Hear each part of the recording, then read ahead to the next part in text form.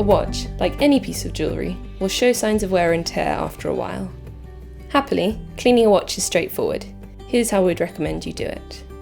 First, wipe down the watch head and bracelet, if you have one, with a microfiber cloth to remove dirt, dust or grime.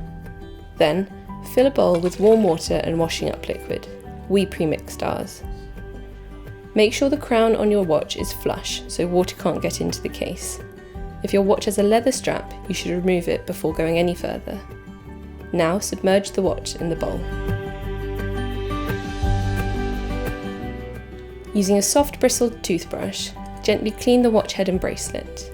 The washing up liquid will help remove grease and hard to reach bits of dirt.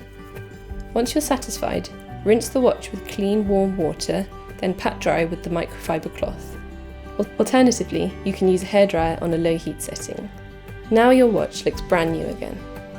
If you like any of the watches or straps in this video, you'll find links to them in the description below. For more tips on how to get the best out of your watch and to see our newest releases, just click on subscribe.